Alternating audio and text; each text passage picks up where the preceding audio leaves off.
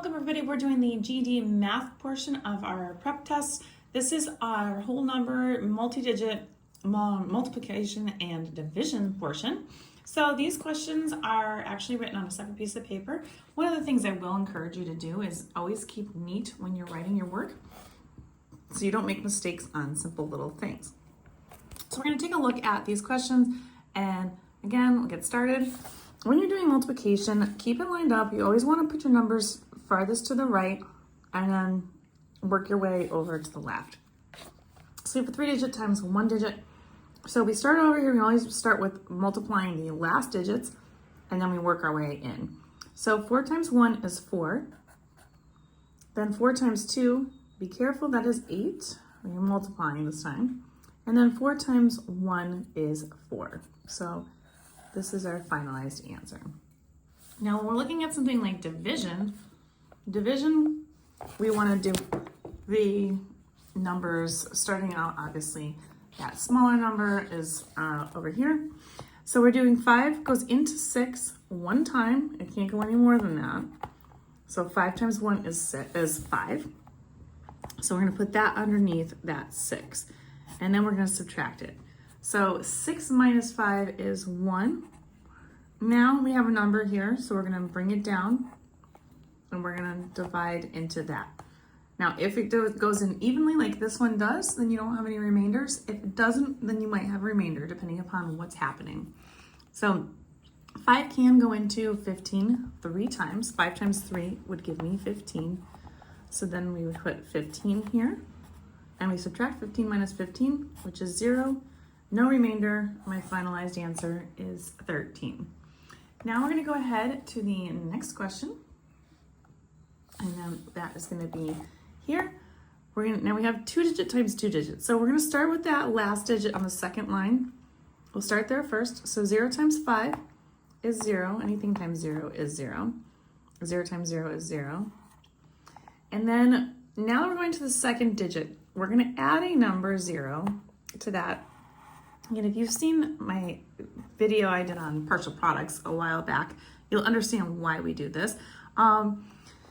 And then we're just going to go ahead and now we'll do the same thing. So we'll start from this number to this number and then this number to this number. So 5 times 3 is 15.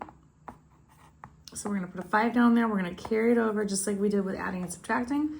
And 3 times 4 is 12. Plus that 1 is 13. And then we just add together our numbers. 0 plus 0 is 0. 0 plus 5 is 5. And then there's nothing here, so you can just kind of put zeros there if you want. That's going to be 3, and that's going to be 1. So my answer would be 1,350. Our next one is going to be over here. So again, 10, now it's a 2-digit going into here. So 10 can go into 28 only twice, because if it went in 3 times, it would be 30. So 10 times 2 is only going to be 20. So that's going to go right there.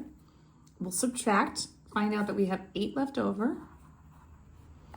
And then we're going to bring this 0 down right here.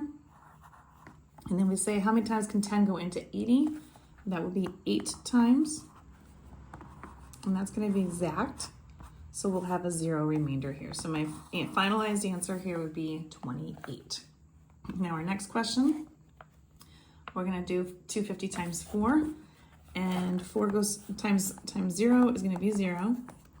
4 times 5 would be 20, so you put a 0 here. We're going to carry that 2 over to the next number, and we'll add that to it.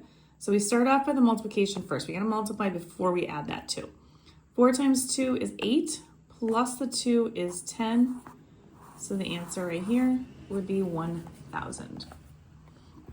Then we're going to go down here to the next portion.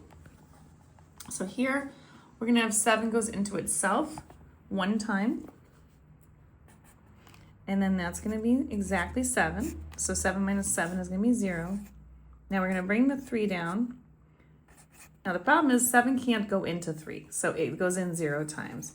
Again, keeping yourself organized and set up correctly will be really key here.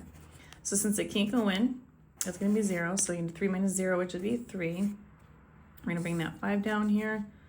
Now 7 can go into 35, 5 times, and there will be no remainder here. So it goes 35 minus 35 is 0. So the answer here would be 105. If you want more questions like these, I'll finish these up on the next video. And these will be located in the GED playlist of my channel, You Want Algebra, all located on YouTube, Instagram, and TikTok. Don't forget to share, like, and follow me for more.